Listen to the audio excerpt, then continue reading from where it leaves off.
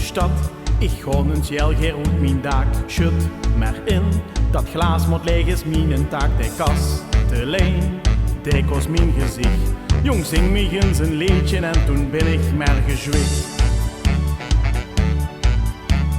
Aan de teek word ik al zeker van mijn zaak. Zijn dochter kom van bovenaf op mijn gekwaak. Die flinke pul, die zat zich op mijn been.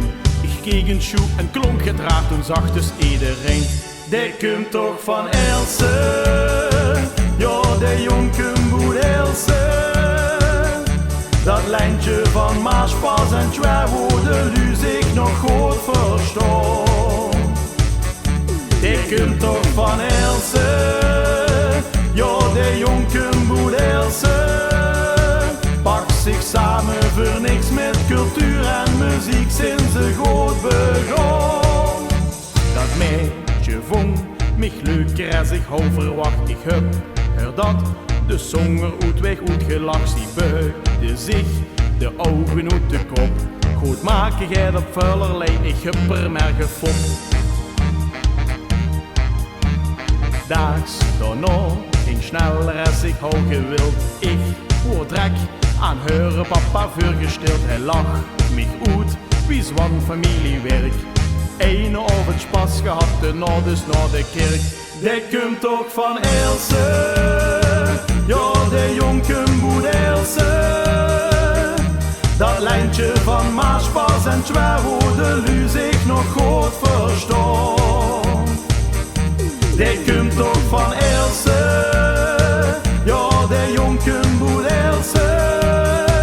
Pak zich samen voor niks met cultuur en muziek sinds ze goed begon. Die lip gaat fout, dat hou ik mich snel uitgedacht. De weg gauw af, maar angst als ik hou verwacht. Voor mich stong een lichtduister gezicht. Haar broertje die een meester was een superzwaar gewicht. Al toe, 3 weken gingen zwaar voorbij.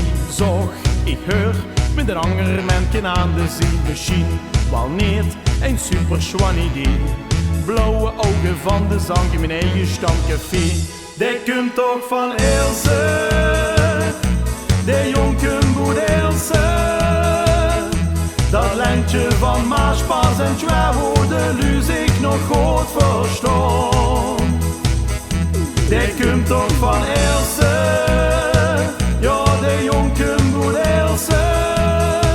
Pak zich samen voor niks met cultuur en muziek sinds ze goed begon. Kriet, geer oog, eens in erin op moeten gaan. Ga dan niet zingen teren aan de tapkaston. Want kijk uit, een ding gewicht gemerkt. Houdt het weer in de café en het zingen in de kerk. Want kijk uit, een ding gewicht gemerkt. Houdt het weer in de café en het zingen in de kerk.